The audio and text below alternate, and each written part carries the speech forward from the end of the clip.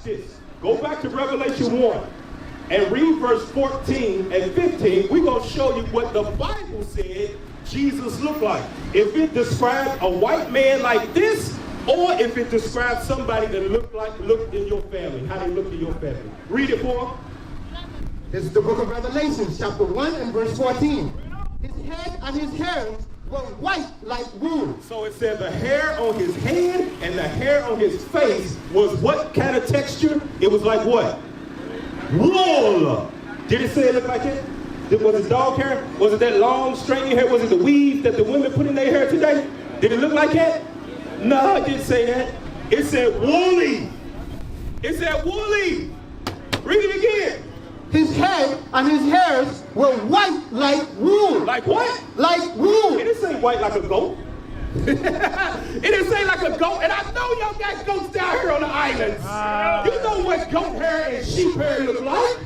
Sheep hair look like this. Like black folk hair. Curly, tight. They call it nappy. White black women don't love it. They try to perm it and straighten it out and throw on wigs and blonde it in America because they have been taught that Jesus looked like this. But the Bible said he got white, woolly hair. Read. As white as snow. And then he said it was as white as snow. So they give you the texture and it gave you the color. Now keep reading. And his eyes were as a flame of fire. So it said the whites of his eyes. This is what it's talking about. Because nobody got red eyes. The whites of his eyes was red. Have you ever, look at this, when you type in Jesus on Google, have you ever seen him show up with the whites of his eyes being red? They're always what color? Green, blue, something gray, something that white people have to make you envy how they look and you love the way their eyes are. No, it said Jesus had the whites of his eyes was red. Read. And his feet. Now he looked down at his feet. Because look, he started from the top of his head. He's describing him. He looked at it and he started working his way down. And he looked at his feet. Like your feet. I can see your feet, right? Now, here's a question. Here's a question. Pay attention. Brothers in Lakers Church, pay attention. Have you ever saw somebody with brown feet, green legs, an orange stomach, a white chest, and a purple head? A person. Have you ever seen that before? No! So that means your feet is the same color as your legs, the same color as your body, the same color as your face, right? So now he looked down at his feet. Now let's read. And his feet like unto fine brass, as if they burned in a furnace. Now here's a question. Brass. Is brass green, blue, purple, yellow? What color does brass belong in? What family? What color? Brown. So it ain't green. It ain't purple. Look, we're talking about what color Jesus is. Pay attention. You've been walking around all your life thinking he was a white man, and you love white people because of it. But the Bible is telling you what he really looked like. He had woolly hair, and the feet he had, it was brown. Now let's see how brown Jesus' feet was. Read. As if they burned. If they what? Burned. Now, if burned is past tense. Now, my sister, you cook, right? Now, if you burned something, what color? Now, I ain't saying you do, but I'm saying if you burned something, what color would it come out? Would it come out looking like that, or would it come out looking like this? It would come out looking black. That's right. So read Jesus' color again. And his feet. Ask you a question. Like unto fine brass, as if they burned in a furnace. So Jesus' feet was what color? His feet was black. Now check this out. I just asked you. Are your feet a different color than your legs? No. Are your legs a different color from your stomach? Is your stomach a different color from your face? No. So what color was Jesus, is Jesus, in the Bible? What color it say he is? In the Bible. That's what we just read and shit. Hey, you know why? Look, you know why it's in the Bible? You wouldn't know what color Jesus is nowhere else. Nowhere else talks about Jesus' color. In the Bible, it says he's a black man. That's right. Like you all here in the Bahamas. Jesus Christ is a black man. He's not like this. Guess what the Bible calls this right here? You know what the Bible calls this? Right there. The image of the beast. It's a lie. It teaches you lies. It teaches us to hate ourselves and love white folk. It teaches us to think less of ourselves with low self-esteem. If we understand that the color of Jesus Christ is black, and he came to save black people, then you would come out of, look, this is what you would come out of. You would come out of this. Why did I pick up a sign? No, where did it? Here we go. You come out of this. You would come out of this. Baptist. White man. See, it's the thing. We are following religions that the Bible didn't even speak of because we've been following white people thinking Jesus looked white. A white man created the Baptist religion in 1608. His name is John Smith. The same thing with Mormon, white man. And Seventh-day Adventist, white woman. Charles Taze Russell, Jehovah's Witness, white man. Pentecostal, white man. And there's the dates to prove it. So if you ever grew up, your mother, your father, your grandfather grew up in Christianity and one of these religions, they learned it from white people in slavery. That's where we learned it from. Right. So if you're still calling yourself Christian, Baptist, Methodist, Seventh-day Adventist, Jehovah's Witness, them ain't nothing but religions that your slave master gave your ancestors. And you still following right after it. Even if you don't go to church today, you still believe it in your mind because you think Jesus, a black man, came to save everybody. That's nowhere in the Bible. It's not in there. They made up. This is how much the white man hates you black people in Freeport. And you don't even know it. That there's nowhere in the Bible that it describes Jesus to look like this. They said, we don't give a damn what that Bible say. Them niggas is going to worship us. Am I right? Bring it up! It's nowhere in the Bible. There's no book on earth that ever said Jesus looked like this. No book.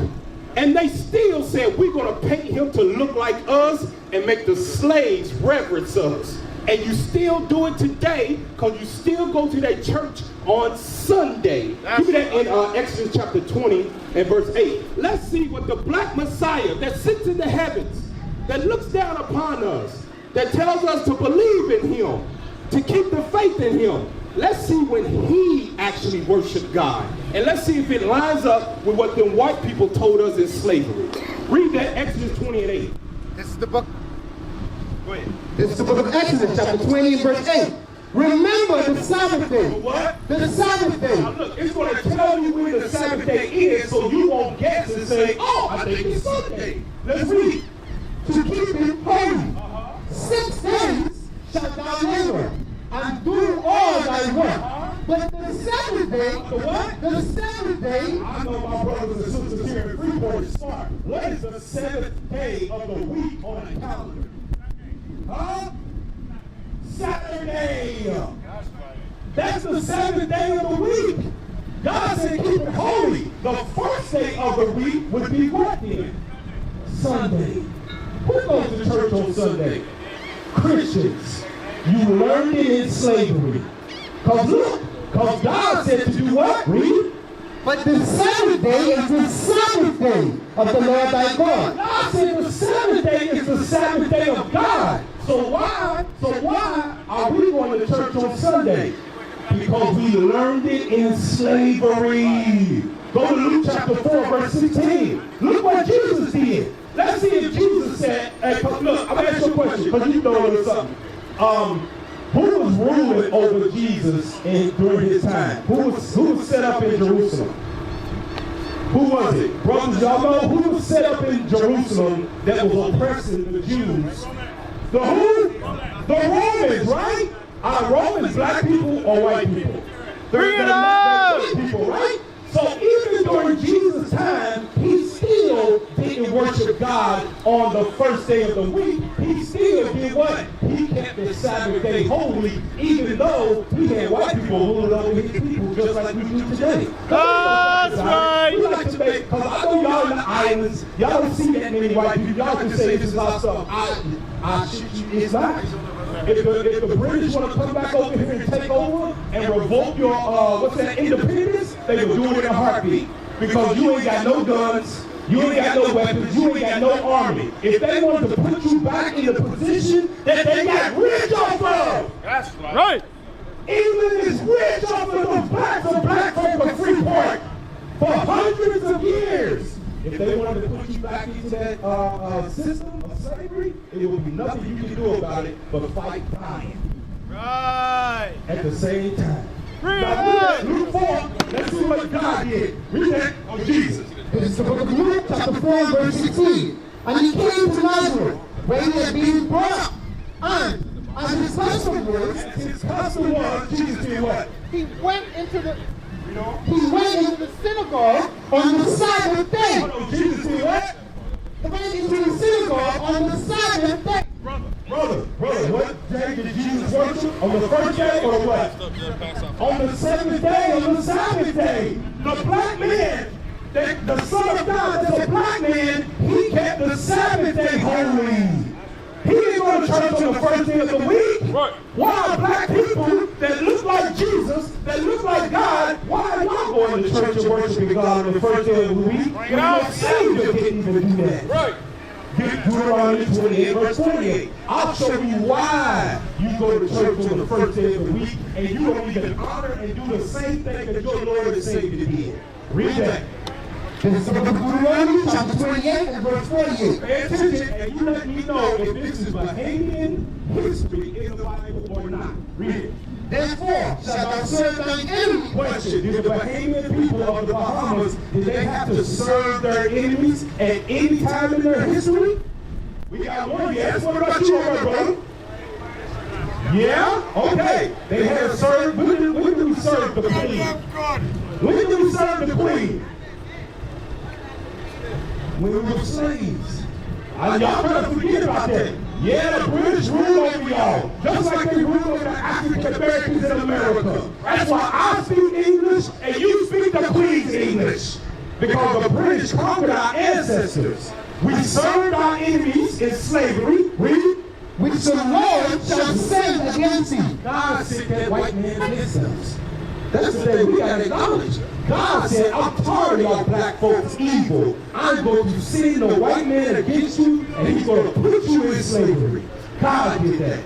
Keep reading. In hunger. In what? In hunger. In what? In hunger. So when you were slaves, when you wanted food, you had to go to the British, right? They the ones that fed you, right? Now here's the same thing. Who imports this food into the Bahamas? Do black people got ships, container ships? Who's importing that food in? White man. He feeds you. You know what he do? He feeds you where it comes from, and he just got black people selling it to you. So you don't see no problem with it. Keep reading. And in thirst. And in nakedness. The clothes and on your back, the drink that you drink comes from your enemies. Read. And in want of all things. If you want anything, here's the question. Question from us, from the Bahamas. Pay attention. Do you all manufacture your own cars? Huh? Where do your cars come from? Huh? From America. Who runs America? Is it black or white folk? White folk run that. If you want to drive around in the Bahamas, your enemy that changed your savior from black to white, you have to get your cars from him. Because if not, you will be riding to hell. You couldn't even ride a bike if he didn't make it for you. Do black people manufacture bikes? You will be walking everywhere. This is the stuff that we ain't even thought of. Like, damn, this car that I bought was made by a white man that put my ancestors in slavery and still got me in it. Keep reading. And he shall put a yoke of And this is the key of how you know it's talking about the British. Read it. And he shall put a yoke of iron A upon yoke of iron upon where? thy neck. Where? Thy neck. What did we have on our necks when we got out of slavery? When we got off the ship? What did we have on our neck when we got off the ship here in the Bahamas? Chains. Read it again. And he shall put a yoke of And he, your enemy, that changed your Lord and Savior from, from black to white, the queen is on your mind. What did they do? Shall put a yoke of iron upon thy neck. They put chains on your neck. They put chains on your neck. Look at it. They put chains on your neck. This is the history of the Bahamians in Freeport, in Nassau. They put chains on your neck. Now check this out. Is God speaking to Bahamians? Question. Brother in the blue. Blood in the blue. Is God talking to Bahamians right now in the Bible? What's he calling? What does God, when he said they're going to put chains on your neck, what people is God talking to right now in the Bible? What does he call them? Because this happened to us, right? Chains on our neck. It happened to us today because this is 15, 1600 years ago. They took the chains off, but we still mentally destroyed. What club was that at? That was admit that a lot of people don't even realize they. I've called her. She hasn't responded. I've called her more than a few times. With the Zulu Nation, I'm like, what the hell is this? I know nobody know what I'm talking about. You'll leave me on the island by myself. I don't know what the hell Bishop's talking about. That's what y'all do. Then after class, yeah, I knew what you were talking about. I just don't want to be caught out there. The hell is this? Get on my damn nerves. So read that again. 31. So who is he talking to right now in the Bible to say chains will be on your neck? What race of people? From the Bible? Yeah. Okay, I said us. Nation. Nation? Okay, let me show you this. Black, white, don't matter when it comes to say slavery and chains. That is what they say, impossibility for nations. Now check this out. Here's a question, because we hear it all the time. If you Google on your smartphone slavery, do white people pop up? Yeah. No, they don't. Pull it up. Nah. Pull it up. Do it. Type in slavery and see if white people. Okay. White people don't pop up. Chinese people don't pop up. Arab people don't pop up. There's one race of people. What's the race of people that pop up with chains on their neck? Black people. Now let's see what God called the black people in the Bible. Give me 29:1. Deuteronomy 29:1. We're going to see what the black people were called in the Bible, and you tell me if it matches with you. Read that. This is the book of Deuteronomy, chapter 29, and verse 1. These are the words of the covenant. These are the words about slave or chains on your neck. Go to your enemy for food, water, clothing, everything you need, the cars you drive. You would have to get it from them. These are the words that were spoken. Read. Which the Lord commanded Moses to make with the children of Israel. What did God call those people that were going to have chains on their neck? The children of who? The children of who? The children of Israel. That's right. So now, because we smart, you're a smart man. I know you are, because you're people. We smart. We survived this slavery, still here today. That's right. If that happened to the children of Israel, God said it would happen to the children of Israel. What would that make the Bahamians that had chains on their neck also? They would be the children of Israel. What is a nation?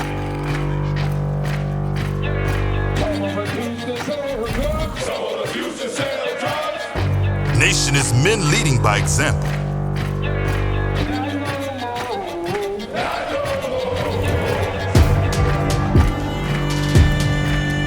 Nation is family.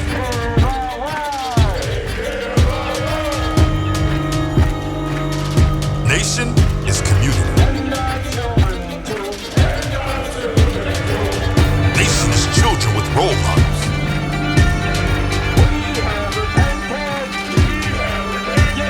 Nation is unity.